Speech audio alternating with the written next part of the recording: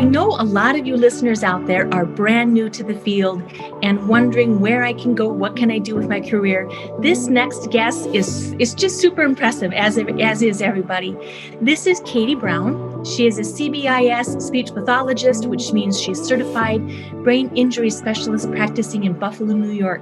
She owns her own private practice called Neuro Speech Solutions and specializes in therapy for adults with neurogenic communication and cognitive disorders. And Katie is very passionate about providing meaningful functional therapy to those with aphasia and cognitive impairments related to stroke and TBI. And it gets better.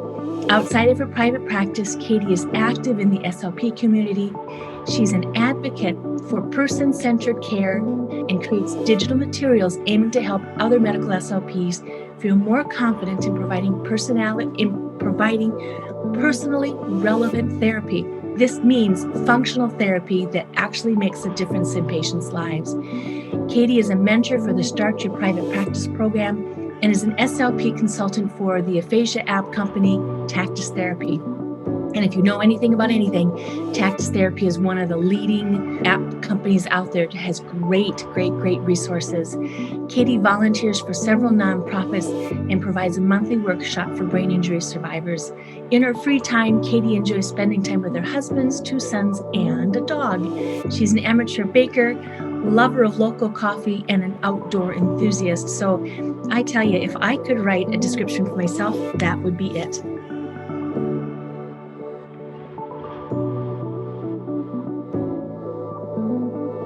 Hello and welcome to the Missing Link for the SLPs podcast. I am so glad you are here.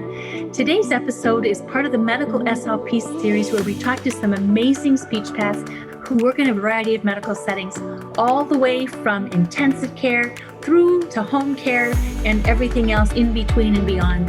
You're going to hear some incredible medical SLP stories and lots of advice from these passionate medical SLPs.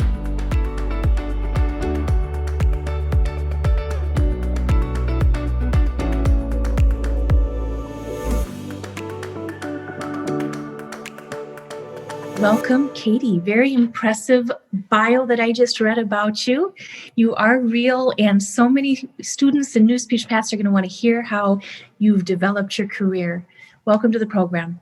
Thank you. Thank you so much for having me on. Can you tell us a little bit about why you became a speech pathologist? What's your story? Yeah, of course. So I became a speech pathologist for several different reasons, all having to do with my grandparents. So I know the classic SLP origin story is I had speech when I was a kid, or my family member had speech when I was younger. Mine was actually started when my grandfather had a stroke, and he had a stroke and he had global aphasia. The only thing that he could say was wait a week. And he would say that with normal prosody. He would say, wait a week, wait a week, like he was having a conversation with you. And I thought it was one of the most fascinating things. And at the time, I was going to school to be my major was linguistics. And I was already kind of thinking, what am I going to do with linguistics? I'd always been fascinated by communication and language. So that's what really drew me to it. But then I think the catalyst was my grandfather having a stroke, and aphasia was the result. So it's something that I had never heard of before. So I took a class the next semester in cognitive sciences or communication sciences and disorders, and I loved it. I was hooked. And then also follow up to that, my other grandfather ended up having dementia. And watching that progression from being completely independent to going into an assisted living to ended up going to long-term care, and just the skills that he lost during that time was also something that was very, near and dear to me, to watch him go through that. And also just how best to support him. It was something that I wanted to be able to provide to other caregivers. Did you know from undergraduate school that you wanted to go into the medical SLP side? Absolutely. I love children. I have 2 kids. But I always said that I don't want to work with kids because I want to have patience for my own children when I come home. And I also just felt like medical speech pathology is so diverse. Everything that you see, it's completely different from one case to the next. Your days are very different. It's not working on R and then working on K and G and then working on S. So it works for me because it really keeps me on my toes. It always keeps me thinking. And there's so much to learn in medical speech pathology too. And it's a career that just can shift, evolve throughout your career span. Where I started is not where I am now. And it sounds like even though you've been medically SLP based, you just have such a wide variety of experience. Tell us where do you work now and how does your typical day work out? Sure, of course. So right now I own my own private practice in Buffalo, New York called Neuro Speech Solutions. So my private practice is specialized and focused on working with adults with neurogenic communication and cognitive disorders. My main focuses are on aphasia and cognitive communication deficits, specifically post-stroke or TBI. However, I do also see individuals with Parkinson's disease and dementia. I do see people with dysphagia a lot less now that there's COVID, but dysphagia is also an aspect of my business. But really, the focus on neurogenic communication and cognitive disorders. So, how long after your clinical fellow did you branch off into your private practice, and how many years have you been practicing? Sure. So I've been practicing 4 or 5 years. I branched off and started my own private practice after only 3 years of being in the field. So I would encourage, I would encourage any listener out there that, private practice, you don't need to wait until you have 20 plus years of experience to start your private practice. There are people out there that need you and need your passion and expertise. So I don't think that, being a newer clinician is a deterrent to starting a private practice. I must say, I'm really surprised. One, you look young, but the bio I read about you, you just sound you're very impressive. And to have accomplished that in 5 years demonstrates that someone with focus and drive can do that. Thank you. I appreciate that. I've always been a very hard worker. I have never really been content with relaxing and not that I'm not content with relaxing, but I always want to do more and I always want to learn more. And that's always been my personality type from a very young age. I just want to keep going and learning and impacting. So that's really driven me throughout my career. So as a private practice speech pathologist, how does your day work? I say that I have the best job in the world because I made my job for myself. So as a private practitioner, I have the luxury of becoming a specialist rather than a generalist, which is a big reason that I started my private practice. So I have a lot of flexibility and freedom. Like I mentioned earlier, I have 2 young children. One of them is 7 months old. So he keeps me up late at night. So I get to start my day when I want to, which is generally 9 a.m. That's a good time for me. So I work from 9 a.m. until 4 p.m. I see patients at the start of every hour for 45 to 60-minute sessions, whatever is appropriate. And I see a diverse caseload throughout the day. Do you have a brick and mortar building or are you all virtual? I do telepractice, but I also see clients in their homes. Mostly telepractice now. And prior to the pandemic, it was all in their homes. I never thought I would be doing telepractice, but I have transitioned to some telepractice, and I anticipate that I will have some aspect of telepractice throughout my duration of being a private practice owner. So for those who are questioning and are getting out of their clinical fellow and thinking of moving into private practice, was there support for you wanting to start your private practice and learning how? I know General Castro-Caspom has her private practice, independent clinician, I think it's called. Mm-hmm.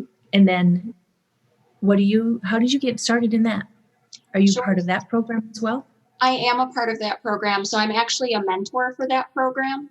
So I mentor Jenna's new students in the Start Your Private Practice program. And that is where I got my start, was in that program. Good to know. Good to know. So lots of support for speech pathologists who, when they're ready to begin their private practice, can do that. And then how did you decide to niche down into your caseload that you were going to be treating? So I decided to niche down, one, because it was something that I was incredibly passionate about. They're just, the aphasia and cognitive communication is just what lights a fire in me. It's what makes me want to sit and watch tons of continuing education courses and go out and find new and exciting ways to treat these individuals. So I knew right away that I wanted to niche down to adult neuro. I also knew that my area was in desperate need of a specialist in adult neuro. We have, in my area, we have several large private practices. However, they are generalists. They have, and nothing, there are plenty of good generalist SLPs out there, but I also feel like it's very important to be able to find a practitioner that specializes in something within your geographic area. And that was a lack in my area, which was one of the reasons why I decided to start my private practice, to have a place for those individuals that just had a stroke to go and know that they have a reliable partner in their recovery. So for the clinical fellow or the graduate student who is in her program, any words of advice for her or him who might want to follow in your footsteps? Of course. So, I think, so as far as getting a medical SLP job, right, that's the first step. Don't give up. There is a place for you. Skilled nursing facilities are probably the most common jobs out there on job boards, and you can certainly learn some very valuable skills working in SNFs. You don't need to start out in acute care. You can start out treating all across the spectrum of adults, and you can always apply to your ideal position after you have a CF, after your CF, if that's your main goal. Any advice for the learning that the new speech pathologist should focus on? Some learning. Honestly, I think that continually learning is something that we need to do. I don't think that the ASHA standards of the 30 hours every 3 years is enough personally. I think that it should be higher. So I encourage everyone to learn as much as you can. Believe it or not, grad school did not prepare you for everything you will see in healthcare, not even close. Mm-hmm. I know that you probably just spent a whole lot of money on your education, but it's important for you to continuously learn. So always find reliable resources out there like Fresh SLP, read the newest research, look at other SLPs you work with for advice, and find yourself a mentor as well. You're talking about resources. What are some of your favorite resources, Katie? Absolutely. So there are so many resources out there, and I have several that I love and personally use in my clinical day-to-day life. So the Medical SLP Collective is something that is just absolutely fabulous for anyone that is planning or wants to aspire to be a medical-based SLP.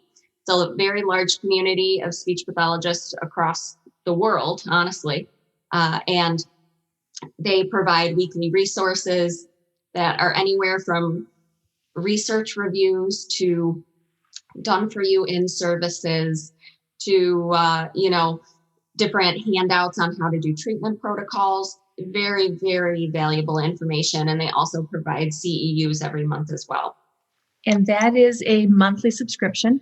I don't remember the price for that. I want to say 30 something. I belong to that one as well. Yes. And there's weekly newsletters. There's just everything you could ever want in that group. Mm-hmm. The one thing that I love about it is Fresh SLP is for the brand new clinician. Mm-hmm. And it's really meant as a bridge until you can get into those bigger groups, because then things in there, some of those programs you just won't find anywhere else. Because like passing year will give you your basic trait courses. But then the medical SLP, the informed SLP, all of those, they just really give you that deeper dive on some of those really critical thinking courses to work your way through those more complex patients. Yes. And you mentioned the Informed SLP. I also subscribe to the Informed SLP, another wonderful resource for really any speech pathologist, because they look at the research for all ages, you know, from early intervention, birth, the school age to adults as well. So I subscribe to their adult portion. Mention that. That's also a subscription, and it's in 3 different ranges, right? It's like Correct. The preschool, then the middle school through high school, I think, and then the adult med SLP one. And that's like $5 a month. Yeah, it's fairly cheap. I think I paid quarterly for it. Okay, that's a good deal too. It is. It's a very good resource. I love it because, you know, every month I get very, you know, digestible bites of research presented to my email that are clinically applicable, which I think is the key part there, that they only provide research that you can immediately turn around and use with your patients. And it takes a little bit of the pressure off of the speech pathologist who's trying to stay up to date on the latest and greatest evidence-based practice. Yeah, you will never be able to read all of the research articles that are coming out. So let someone else do them for you. Right. Yes. Some other resources that I love. I love Tactus Therapy. I am a consultant for Tactus Therapy, and they're just such a wonderful company with such a great mission to be able to provide that extra practice and that assistance to people with aphasia. You know, I have all their apps. I had all of their apps before I became a consultant for them. So I've loved them before I started working with them. And I love that also Tactus Therapy has lots of free resources on their website as well. It's not just their apps. They have tons of articles, different evidence-based protocols, handouts that you can download and you can bring to your next session.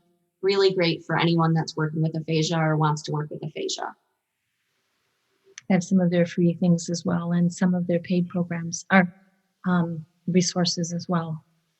It's one of my go-to resources. Any other resources you can think of? Well, when I think of person-centered care, I think of Sarah Barr with Honeycomb Speech Therapy.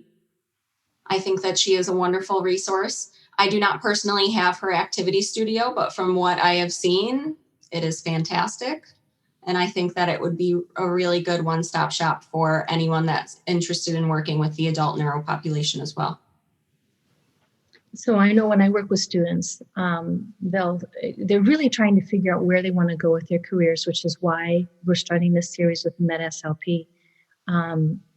But in graduate school, I really encourage them to take the time and look for those resources. So when they do launch into their clinical fellows, where time is much more limited, and now you've got just productivity and other things that you need to respond to take the time and search out these resources now and organize and file and do all of those things. Absolutely. And your students are lucky to have you telling them to do that, because there are plenty out there that don't give any resources, you know, and I think that is a great thing for them to be able to do. There are a lot of free resources out there that they can download, print, and mass distribute to their students to be able to keep and store in their clinical library for years to come. And I think an important thing that I want to pull out is any one of these programs, mine included, our objective is to support one another and support our profession and support those that we work with. And so, these are not companies trying to make a buck off people. These are companies and businesses that are led by passionate speech pathologists and audiologists. I know we have some audiologists that listen to this as well. But go learn, connect, and pick up on that energy and that drive in somebody else who has created those resources. use them. Yeah, absolutely. Just to touch on that connect portion. Mm-hmm. As a medical-based speech pathologist, there are many positions where you are probably going to be the only speech language pathologist in a building or within a group of buildings. So it can be rather isolating. And I think that building a community behind you of other like-minded speech pathologists and people who have been through that is crucial for anyone just starting out. I agree. That's why we have the community, the Fresh SLP That's community. why.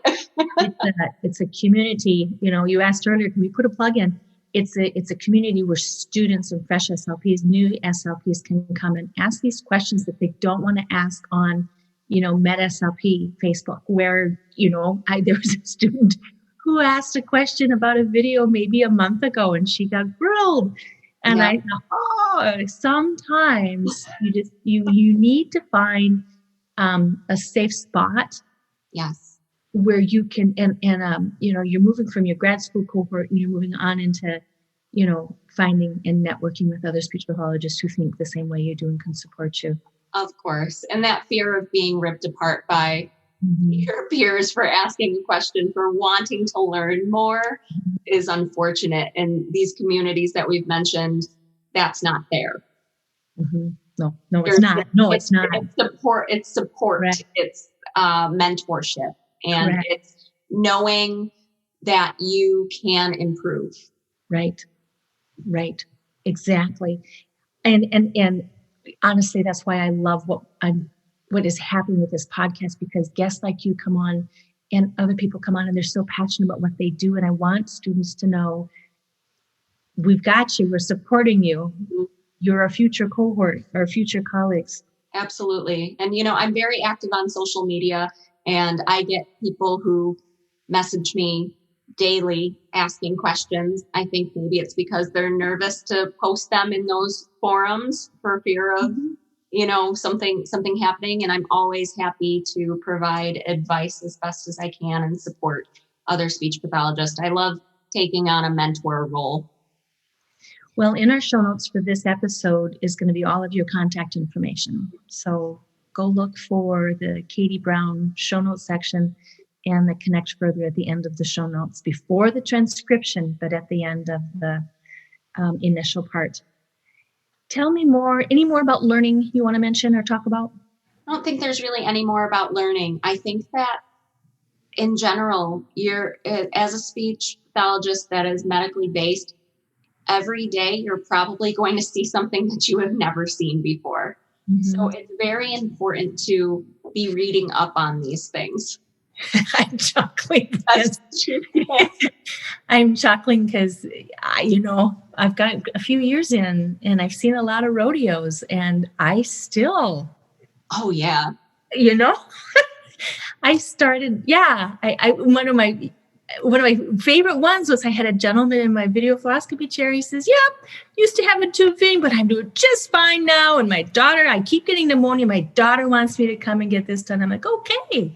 So following MBS IMP protocol, we started with the thin, take a small sip, hold and swallow, and bang, straight into his lungs. It's just like, oh, and he said, well, how did I do? So you just got to keep eyes wide open, smile on your face, positive attitude, and just accept what comes at you, learn, and I just love what we do. And be flexible. I love what we do too. I am a lifelong learner, and speech pathology allows you to really embrace that side. It does. You know about the ACE Awards. Can you mention the ACE Awards for students who might not know what they are? Of course. So the ACE Awards is an award by ASHA for getting, I believe it's 70 hours of continuing education within a 36-month period. I think that's right. Yes. So people who do a lot of continuing education, if you meet the requirements of getting 70 hours within 36 months, ASHA presents an ACE award. So you mentioned you have a young son at home, 7 months, and I'm assuming an older one. Yes, I have an almost three-year-old too. So you're busy. How fun. how do you manage your career, your life, your coffee drinking, your baking, your husband? How do you manage all of your passions that you do? Sure. So I don't do it all on my own. I have a lot of help. I have a lot of help. I have a nanny, and that is something, I'm going to get real with you here. That was something that almost, when I had to hire a nanny, it was very hard for me. I felt like I was almost like a failure as a mom for not being able to juggle all of these things. But I've learned that that's just not true. Okay. Good. So for anyone out there that is a mom that has lots of career aspirations, just because you're not spending 24/7 with your child does not mean that you are a failure. You need to drop that mom guilt. So I have a lot of help. There's a lot of different paths that we all take. And one path is not better than another. It's somebody else's path. Absolutely. Absolutely.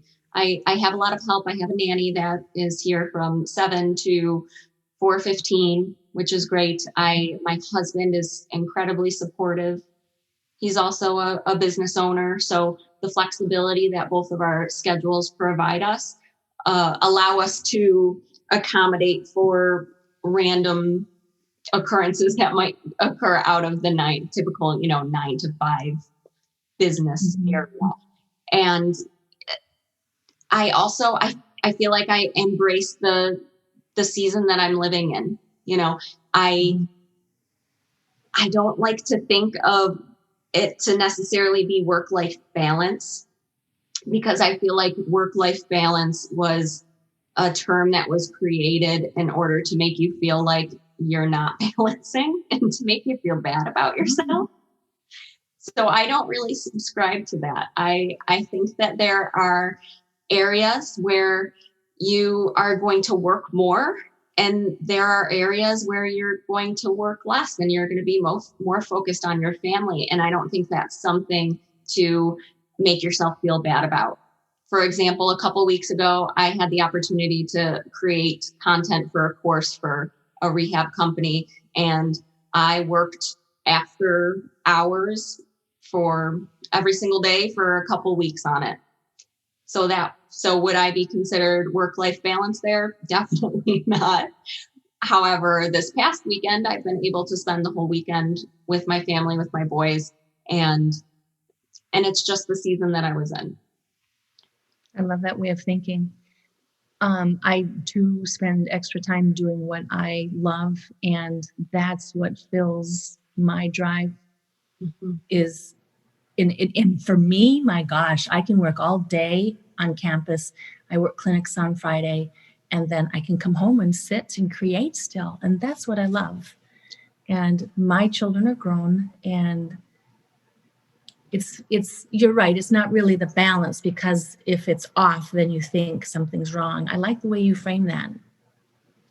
Sounds like a very healthy approach. I don't think that people should feel ashamed if they're not perfectly balanced, right? We're thinking about a scale. Those sides are never going to be even. Likely never going, I can't say never, but likely never going to be even, and they're always going to be shifting. Yeah, give me something to think about. That's good.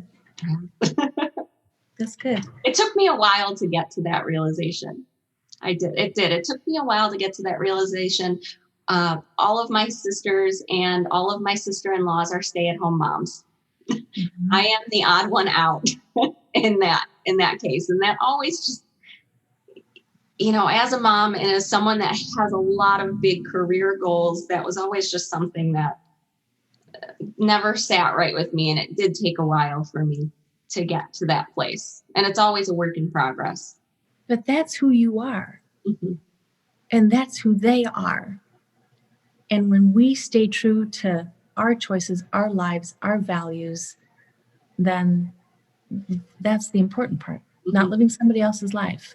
Absolutely. By somebody else's rules or somebody else's decisions. So absolutely. I think you're going to be a lot happier person once you accept that, both personally and professionally, work and life, right? You're going to be a more dedicated clinician, not worrying about outside factors, and you're going to be more present with your family, not worrying about work and anything like that. So next question about ethical settings. Mhm. You're shaking your head yes. Because I ask every guest, is there anything you would like me to ask in your episode? And you said, yep, ask me about ethical settings. So what can you tell the new speech pathologist about ethical settings? Okay, so within my 5 years as a speech pathologist, I've been full time. I started my private practice coming up on 2 years ago. However, I was full time private practice about a year ago is when I really went full time into private practice. So I had 4 years under my belt of working in a variety of settings. I worked a little bit in acute care. I worked in skilled nursing, home health, outpatient therapy as well. So I have had a little taste of everything across the continuum of care. And I can tell you that my biggest advice for a new CF or a new graduate student or someone who's just graduating is that every CF is going to have growing pains. That's the nature of being a new graduated clinician and in your first job. But make sure that whatever position you take, that the company is ethical and will support you. It's unfortunate to say, but there are some shady companies out there. You should ask the right questions during your interviews, such as productivity requirements, access to instrumentation for dysphagia, and expected hours and caseload and, expectations of you as a speech pathologist. So, I don't want to be too dim and grim. There are some wonderful companies out there as well, but I just want to bring home, just make sure that the place that you work is right for you, and don't be afraid to look for a new opportunity if your current position isn't working for you and they're compromising your ethical standards. And turn to your clinical fellow supervisor Absolutely. for support. Absolutely. I had one clinical fellow student I supervised, and my word, he was being asked to do things and travel between all these facilities and do some things that were just questionable. So we worked on him self-advocating for himself. Of course. And so let's take just a little bit of a deeper dive. You gave some of the questions to ask: productivity and access to instrumentation. What are the answers to those questions? What is a reasonable productivity, and what is reasonable access to instrumentation? Are you talking MBS, or are you talking fees? I mean, what are you talking?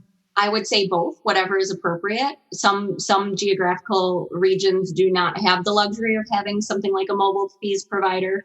So I wouldn't say that if that's not available, that's not appropriate, or, that's not a good setting for you to work in. But I think that you should be able to have access to the instrumentation that's needed for that clinical profile for that specific patient, right? Rather than a blanket of, well, you can just change their diet if they're clearly aspirating, just change their diet. You don't need a instrumental, which has been said to me a million times. Mm-hmm. Also had things said to me, oh, you'll be able to identify aspiration more with the longer that you work. It goes You're back still to new. You'll learn. It goes back to the story I told you about just a few minutes ago. He sat and silently aspirated like a large amount, nothing there. So in essence, you're saying that if you step into a setting, one of the questions is if I'm going to be on my clinical fellow, do the patients that I work with have access to instrumental swallow studies where I can send them out, or they can come in? Absolutely. Yes.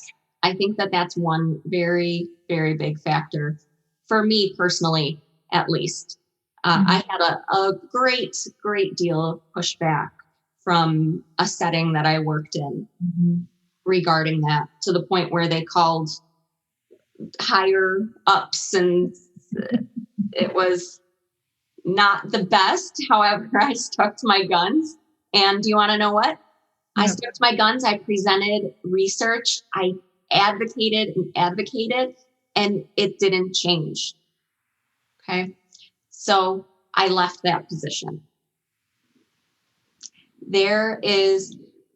Number one, I wouldn't just say, oh, they say no to an instrumental. Well, I'm quitting, right? We need to advocate for change within our profession. We need to present the research. We need to educate. We need to provide in-services. But there are cases where sometimes that's just not enough. Sometimes the company is just too entrenched in their ways, or they're very focused on profit first rather than patient first. And that's unfortunate. And I think in order to save yourself, your own mental energy, your own personal, your energy is sacred. And if you are bringing that home with you, that heaviness of, I didn't do right by my patient, you need to leave that.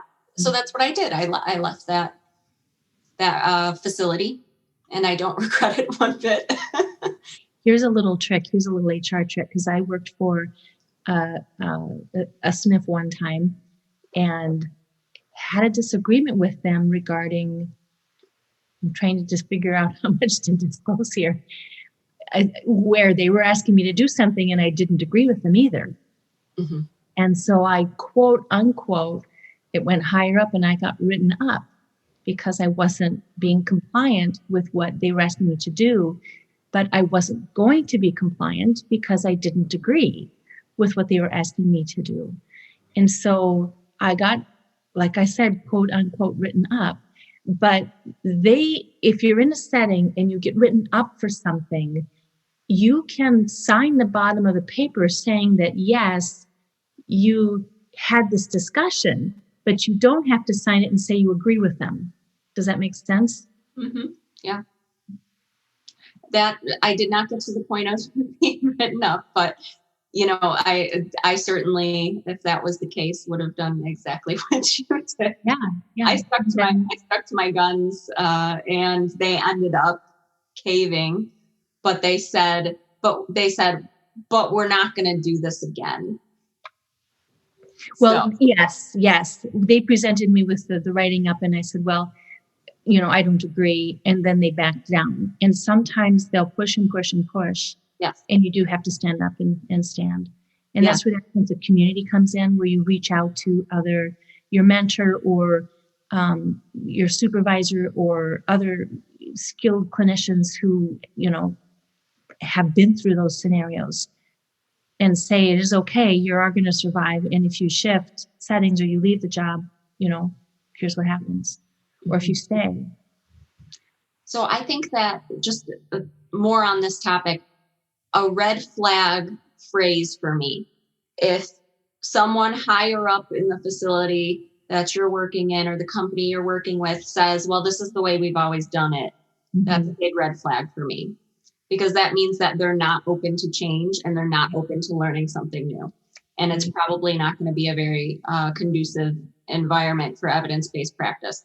Because that's what was said to me. How come all the speech pathologists before you could change diets at the bedside? And how come you can't? Well, because that was 20 years ago. and we have more research now and we know better now. Mm-hmm. Being a brave speech pathologist, standing up. Yes. And you know what? It is not easy to be brave when you are a clinical fellow. Right. It's not. It's not. I think that should also be acknowledged, that it is not easy to be brave when you're a clinical fellow. But even little things, I remember when I went up to in this particular case, it was a nurse practitioner who didn't believe, he said that he did not believe in instrumental evaluations. Oh, yes, he did not believe. Wow. Yes, he did not believe in them. And he said, well, we know he's aspirating, so put him on honey thick liquids and put him on Clysis because he'll get dehydrated. So, so that you can know, you can expect the standard of care. So Clysis, for anyone that doesn't know, is a hydration method. Mm-hmm. So I practiced in the mirror what I was going to say to him, right? I had my list of summarized research. I practiced so I sounded confident. This was years ago. I wasn't as seasoned of a speech pathologist quite yet, and it was very nerve-wracking. And I remember shaking going into work that day, knowing that I was going to try and get my point across. I don't want to say confront, but that ended up kind of being what it was, because he was not open to change. But, just do what it's not easy to be confident in these situations, especially as someone that doesn't have a ton of clinical experience, because they may just throw that back at you. Well, you haven't been working for a long time, so you'll learn. Mm-hmm. I don't think that you should not take that as an answer. I agree. Mm-hmm. Final question. Any words of wisdom overall words of wisdom, or very specific words of wisdom for the new speech pathologist? Sure. I think my words of wisdom would be to bet on yourself. Okay? Put the work in. Do what you want to do. That's what I did with my private practice. I bet on myself, and it was one of the scariest things that I've ever done. And I'm feeling more fulfilled personally and professionally than I ever have.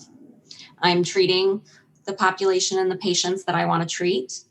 And it's because I took the risk to bet on myself.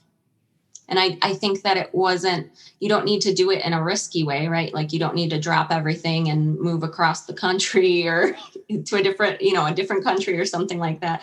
You can, but you need to have the confidence in yourself to succeed. That's a great note to end on. Thank you for your time, Katie.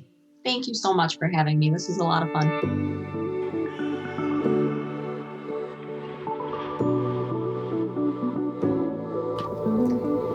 I hope today's conversation has created some aha moments for you and motivated you to become a better SLP, continuing to connect some of those missing links between what you know and how to use that knowledge.